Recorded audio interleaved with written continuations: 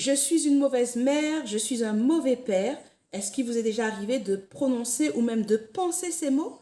Pourquoi nous, les parents, est-ce qu'on se sent aussi souvent coupables et indignes de notre rôle? Eh bien, on en reparle tout de suite après le générique.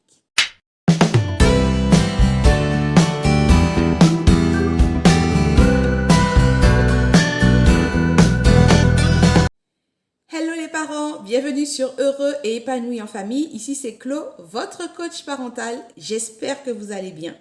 Donc aujourd'hui, nous venons pour parler du sentiment de compétence parentale. Mais, juste avant, si vous êtes nouveau sur la chaîne, pensez à vous abonner, appuyez sur la cloche pour être averti des nouvelles vidéos.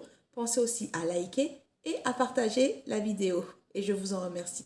Alors, qu'est-ce que c'est que le sentiment de compétence parentale? Eh bien, en fait, c'est la perception, tout simplement, que vous, en tant que parent, vous avez de votre capacité à vous occuper de votre enfant. Donc, il mesure le sentiment que vous avez de votre efficacité en tant que parent, couplé à votre degré de satisfaction dans votre vie de parent. Alors attention, se sentir compétent, ça ne veut pas dire penser que l'on est un parent parfait. C'est tout simplement se sentir légitime dans son rôle de parent.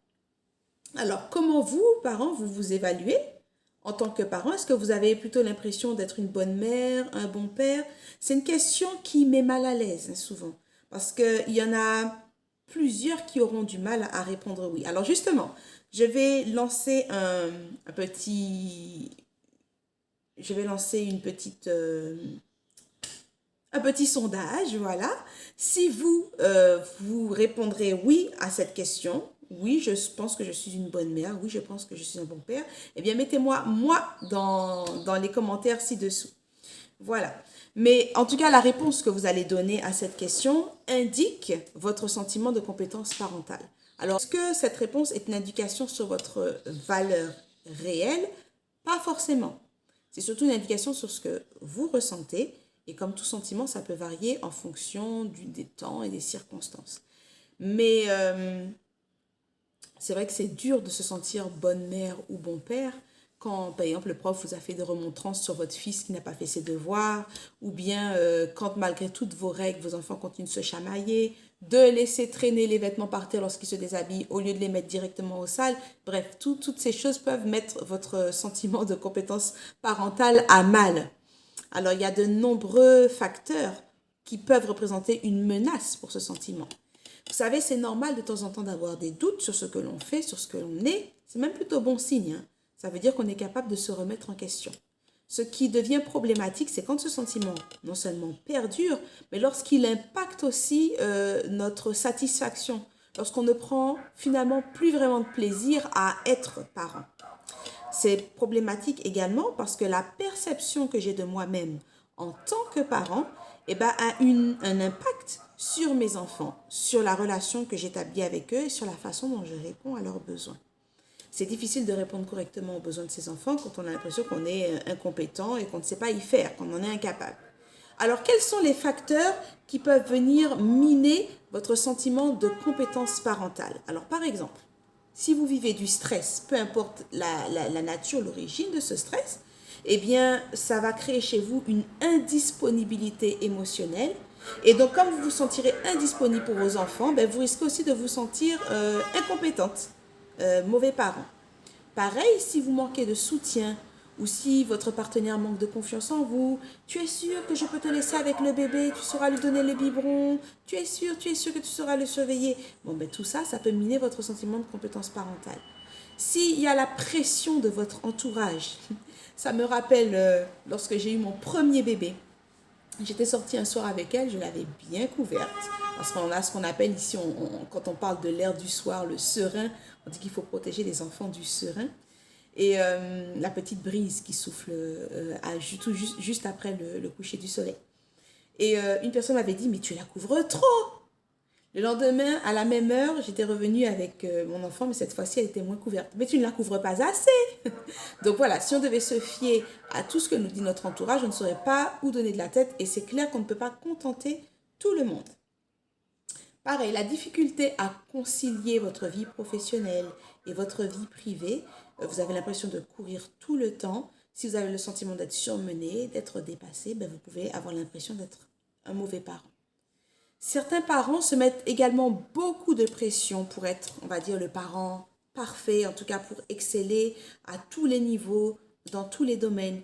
Et c'est vrai que ce que l'on voit aujourd'hui sur les réseaux tend ben, à nous faire nous sentir mal, hein, finalement. Quand on voit telle famille qui vit ses rêves, qui assure sur le plan financier, l'éducation des enfants est au top, tout leur, toutes leurs petites, tous leurs petits talents sont développés, ils apprennent des langues étrangères, ils jouent des instruments de musique, enfin bref, vous avez compris. Hein. Seulement, il faut aussi se rappeler, parents, que on nous montre ce qu'on veut bien nous montrer. Hein. Vous faites de votre mieux. Et c'est ce qui est important. Vous avez le droit de vous tromper. Vous avez le droit, vous avez le droit à l'erreur. Vous êtes humain. Et d'ailleurs, une question qui m'avait été posée dans un autre cadre, c'est comment peut-on se montrer bienveillant envers son enfant lorsqu'on manque de bienveillance envers soi-même? À méditer. Lorsqu'on a un enfant malade ou un enfant avec des besoins particuliers, le retour parfois de certains professionnels, les médecins, les spécialistes, les enseignants, peut avoir tendance à nous culpabiliser et à faire en sorte qu'on se sente de mauvais parents. Donc soit les informations ou les directives, les consignes, les conseils sont mal communiqués de manière un peu maladroite ou parfois tout simplement mal interprétés parce que le parent se sent en fait responsable de ce qui arrive alors que ça n'est pas, ça ne relève pas de lui en fait.